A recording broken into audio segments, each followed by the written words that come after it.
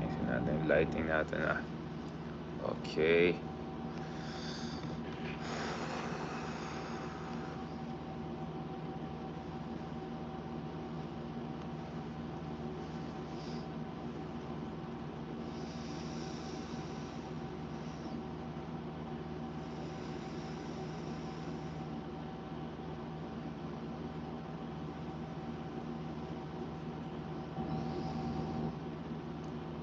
Ayan na. Kamusta kayo dyan, mga kameta? Mukhang eto na. Eto na ba? Eto na ba yung official, more or less official, legit, irreversible end ng so-called Uniteam? Ayan, wala pang midterm elections ng 2025 at mukhang ang dami pa nangyari. Or actually, not much probably will happen anytime soon dahil hindi na yata tutuloy itong oof. So this is it. So this is what we have been talking about for quite some time. In fact, 2021 pa lang sa isang article ko sa Nikkei Asia, I mentioned this possibility na talagang hindi na tutuloy itong Uniteam forever. Of course, back then in 2020, wala pang Uniteam technically speaking, but something like Uniteam was already being worked out, no? But now, eto na. This is it. This is it, pansit. Mukhang sinking ship ang tawagin natin dyan. Ito. So, nagsalita na ang ating Speaker of the House against those who malign, right? Those who malign the reputation of the House of Representatives. Of course, alam naman natin, pagdating sa House of Representatives natin, ito ay isa sa pinaka next level institution sa ating bansa. So, how dare anyone question the integrity? But when this comes from someone who should know a little bit more about integrity, palpak, saan na yung mga big fish? China, love you China, yung mga ganon, yan. Yan, kamusta na yung Farmali? Yan. Migna, napasalita na po ang ating House leadership, ang napasalita na po ang de facto dominant faction of the ruling coalition, the OGs within the Uniteam at of course the Speaker of the House himself did not name etong mga tao na nag-question the integrity ng Speaker of the Philippine House of Representatives, but the Deputy Speaker of the House and someone who was a member of the PDP Laban has openly come out and said na this is the former President Rodrigo Duterte. No? So, ayaw maniwala, let's check the video very shortly. But before we go into the analysis ng etong more or less official end, no? Dito sa, let's just call it, Uniteam, Alliance of Convenience, whatever you want to call it. Let me just give some very short tribute dito sa isa sa mga leading writers sa kasaysayan ng Pilipinas. Of course, we have Jose Rizal there, without a question. Si Sionel Jose, of course, there. Nick Joaquin. But as you may know, nag-pass away na po si Conrad de Quiros, who has been one of the leading writers of at least our era. And for me, pagdating kay Sir Conrado de Quiros, he has had a special place in my life. I never had the opportunity to actually meet him in person because by the time that I already joined the Philippine Daily Inquirer, I don't think the circumstances were right. Of course, I think some of you know what I'm talking about here. And then, of course, I was told, I have to double check this, na yung space ko dyan sa, almost exact space na ginagamit natin dyan sa column natin every week sa Philippine Daily Inquirer used to be, of course, were the constellation of his brilliant words and courageous works.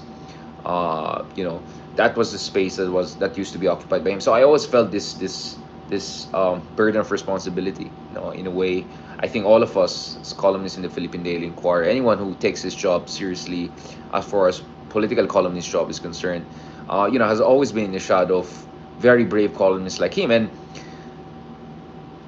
well, I have to double check if you know, technically that's the same space. But you know, I had also some people, including a very prominent senator, who said that, you know, that she reads a lot of you know, columns, of course, every day, but her favorites have been Conrado de Quiros, and of course in more recent years yours truly. And of course, so those comparisons, I mean, I don't dare to compare myself to people like him, because you know, he was a playwright, he was a brilliant writer, incomparable. I mean, these people are institutions, and their legacies are definitely peerless. No, so I always felt that burden of responsibility. But as much as I felt that burden of responsibility, I was also always inspired, no, by Conrado de Quiros' courage, no, and pioneering contributions to Philippine journalism.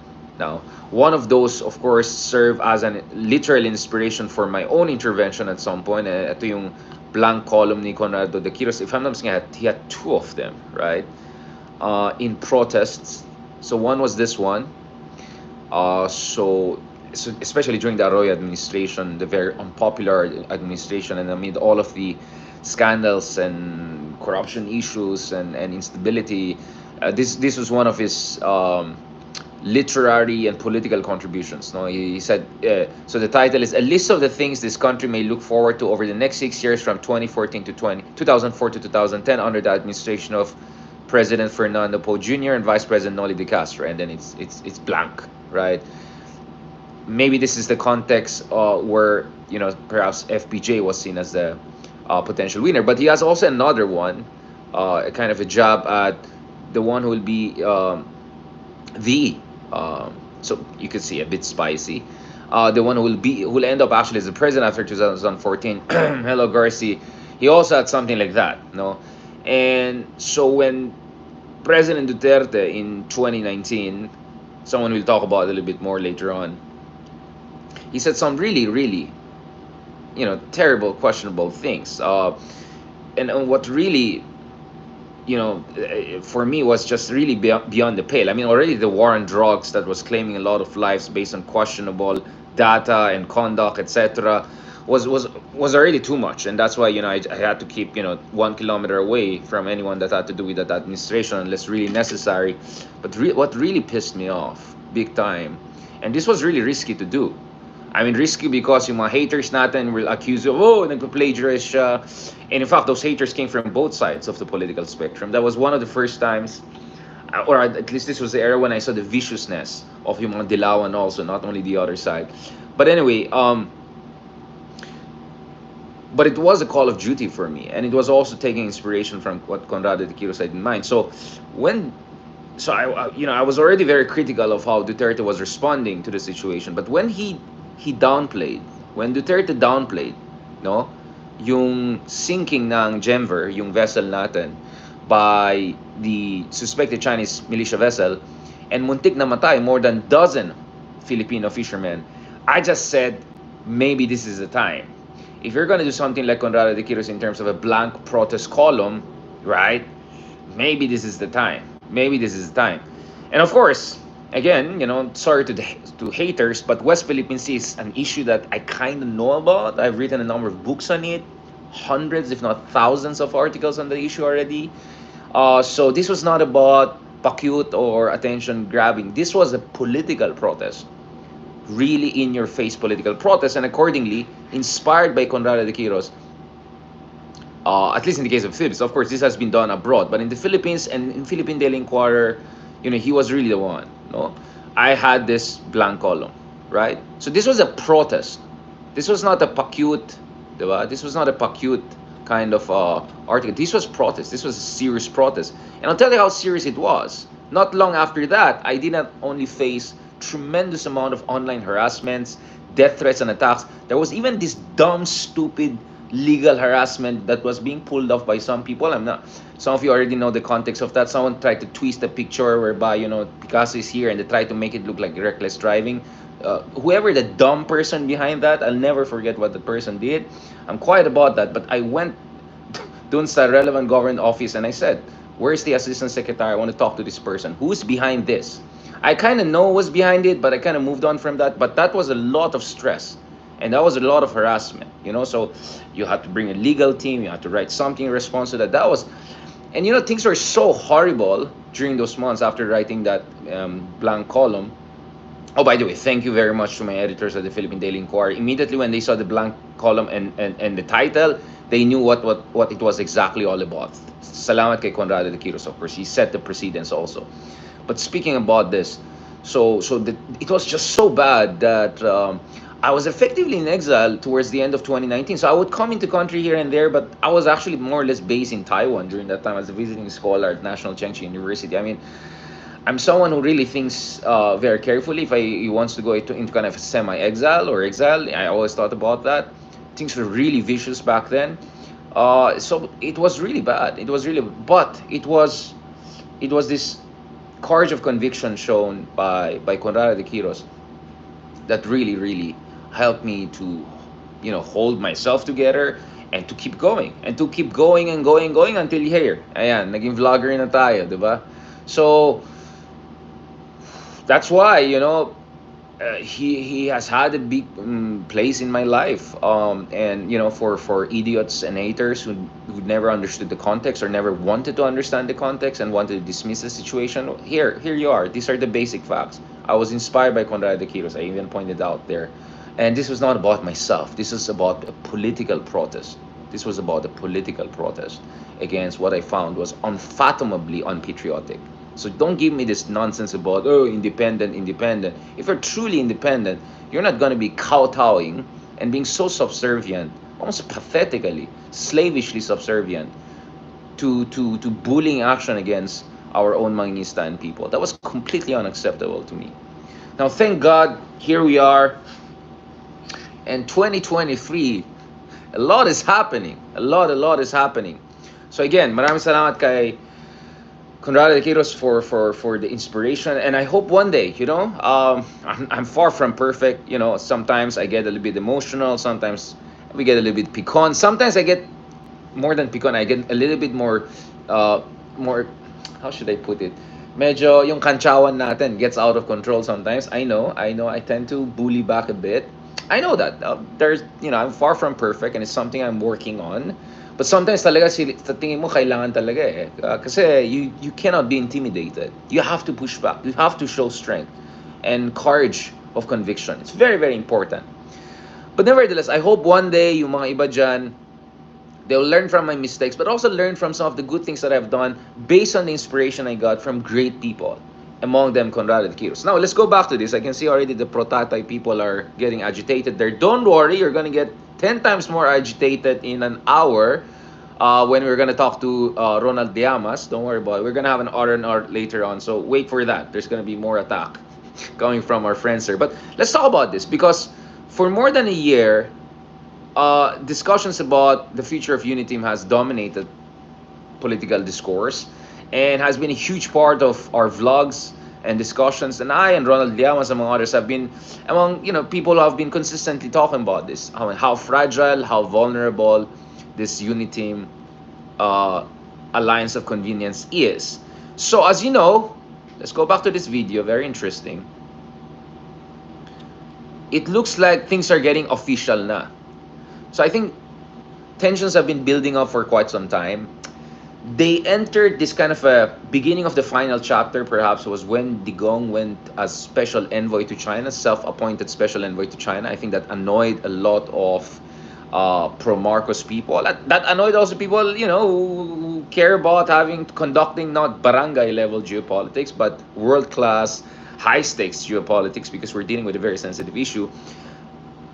And then, obviously, I think the last straw was perhaps, well, confidential daw eh.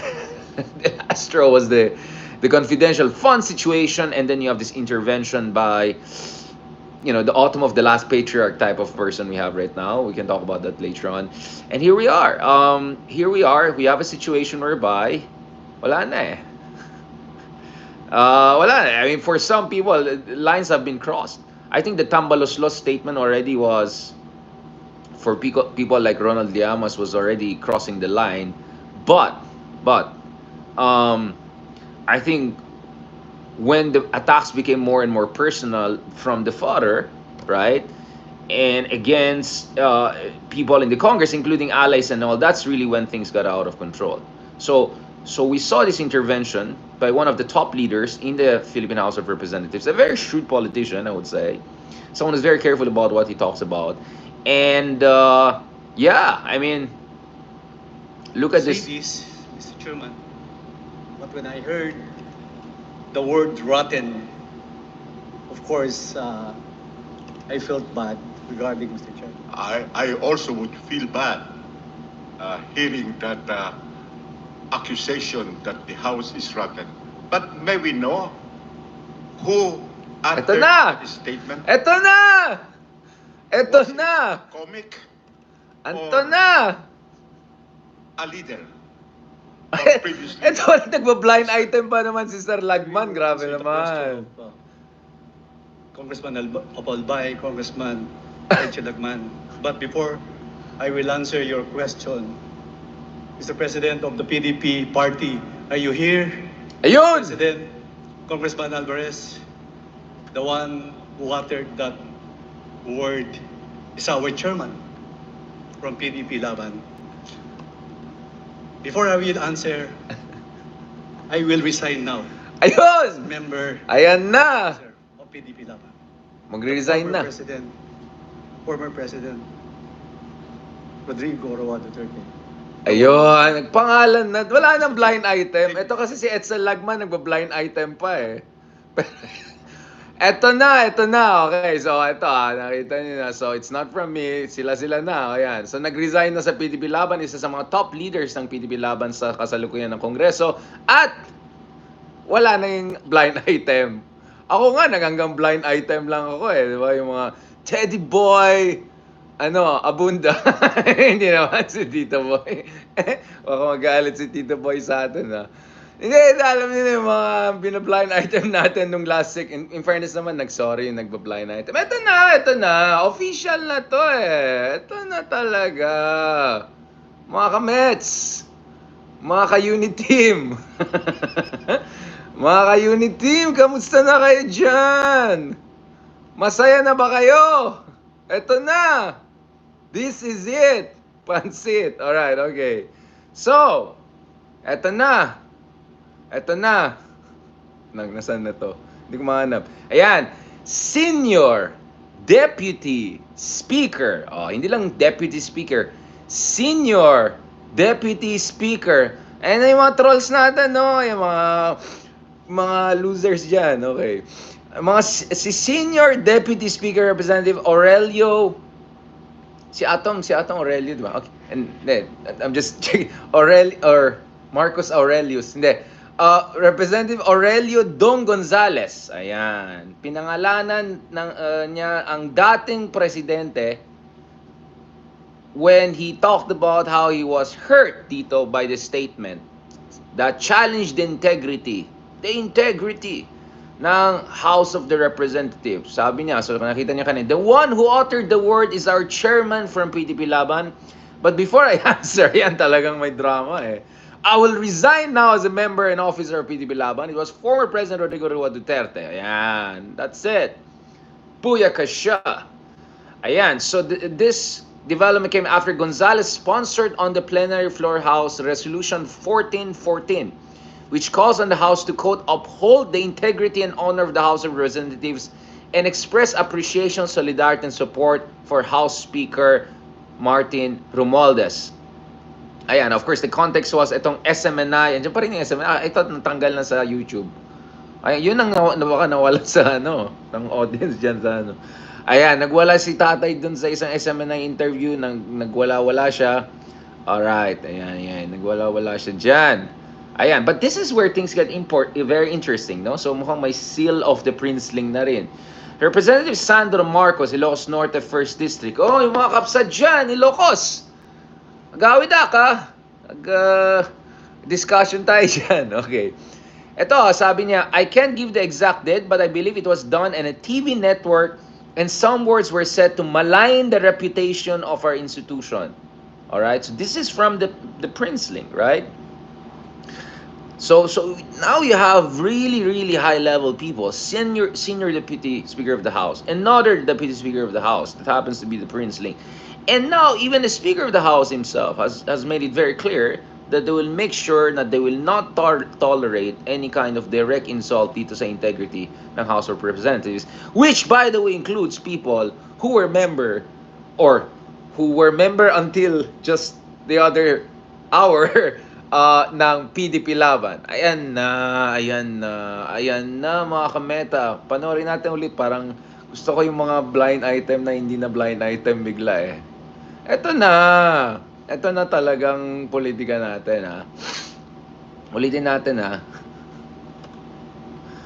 Ito makasaysayan to eh kasi this might more or less be the official beginning of it, diba? O, ulitin natin na. O, wala akong sinasabi. O, you can see it yourself, mga kameta. You can hear it yourself. Ulitin natin na. When I heard the word rotten, Yan, hurt. of course, I felt bad regarding Mr. Chair. I also would feel bad hearing that accusation that the House is rotten. But may we know who uttered that statement? Ito talaga si Sir Lagman eh. Parang pwede rin siya mag-fast talk Pang Tito Boy style yan Sino ba yan? Pwede ba natin yan? Yan. I will answer the question of Congressman Apolbay, Congressman Lagman. But before I will answer your question, Mr. President of the PDP party, Yun. are you here? That's it. President, Congressman Alvarez, That's it. the one who uttered that word is our chairman Yun. from PDP Laban. Before I will answer, I will resign now Yun. as member and Talaga officer. to. Ang dami na. Dito sa YouTube natin, dami mga health for review, mga review. Nagagalit na yung mga pro-tatay people. Rodrigo Roa Duterte, the one who said that, Mr. Chairman. Thank you, Mr. Yan. Chairman. So, eto na. So, don't worry guys. Pag-usapan natin more this shortly. Give us an hour or so. Pag-usapan namin gusto ko kasi mas makulit pang pag-usapan to eh. Alam niyo, I'm very polite, I'm very nice, I'm very politically correct. So, hintayin natin si Ronald Llamas to spill the beans. Alright? But, alam niyo naman, noon pa lang, parati natin sinasabi na, again, everything I say is based on evidence, facts, sources. I even posted there. We'll post the link. Right? Oh, ito sabi ko noon, 2021 pa lang, I've been looking at this dynamics na how this thing, whether this thing is sustainable should the two major houses come together. Ayan, yung mga kasolid DDS.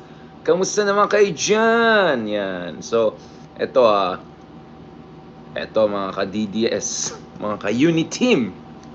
Oh, yung sinasabi ko, 2021 pa lang sinasabi ko. So, yung mga ibang nagpapa-political henyo, ay nako, late kayo sa laron yan.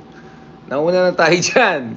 Ayan, 2021 pa lang, pinag-usapan ko na yung House of Marcos and House of Duterte getting into competition. Of course, back in 2021, it was slightly different context, but more or less, the dynamic is not too far from what we were looking at back then. Okay, so just to be clear, when we say things, it's based on evidence and what we have written. Andyan, may resibo po. Alright? Paki-check on your own. And then, of course, I wrote later on how it turned in the opposite direction. And then, of course, makikita niyo rin sa mga vlogs natin with si parang Ronald Llamas.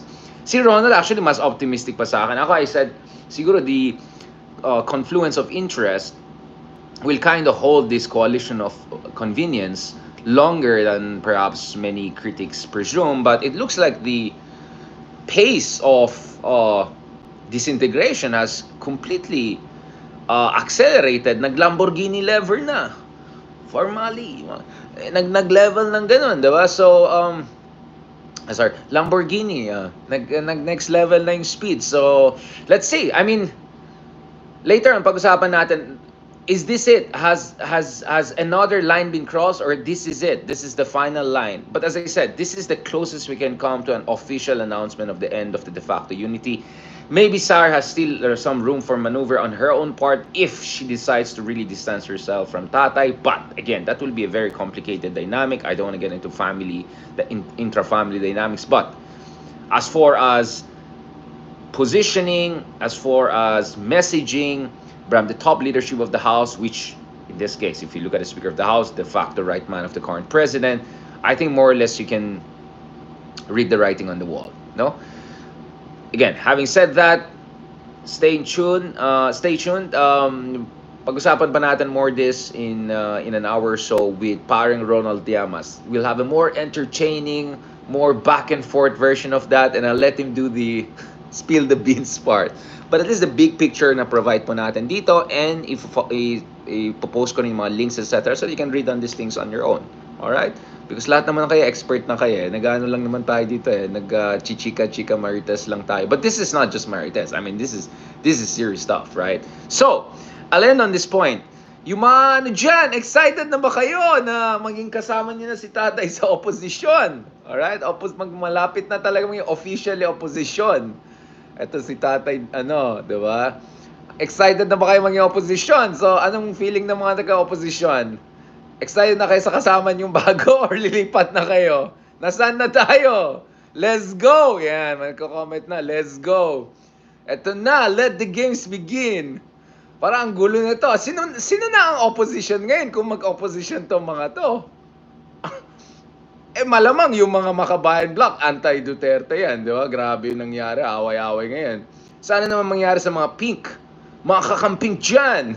Excited na ba kayo? May dadagdag sa inyo sa opposition or lilipat na kayo? Or saan pa kayo pupunta? Diba? Yun yung tanong ngayon. So, pag-usapan natin itong mga realignment, circularity, crossover, LeBron James, Lakers. Yan, lahat yan pag-usapan natin very shortly. On that note, thank you. Thank you very much. Magsasenador na daw yung si Tatay. Yeah, I won't be surprised if one or two members of the family run for the Senate. Actually, even potentially two, right? So, next level na ito. Let's see what's gonna happen 2025. But, as you can see, let the games begin. 2028 is now officially open, right? Wala nang Uniteam. So, this is it. Welcome to Philippine politics. Parati may plot twist.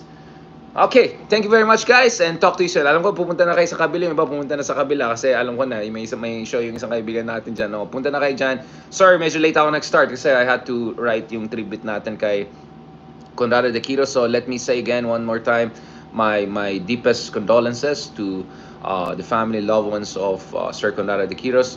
And salamat sir for your great contribution not only to political discourse and not only to the art of writing, but also to the life of many young columnists, including yours truly, who have been inspired by the courage of conviction and the brilliance of columns that you pass down to the next generation. And we hope that in our own small ways, we can also continue this great legacy from Rizal all the way down and hopefully way into the future. Maraming salamat, God bless, and talk to you soon, very soon, in an hour or so, God willing.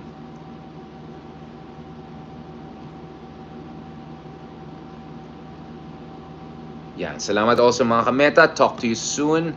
Kailangan lang natin end ito. I'll get back to you soon. Salamat.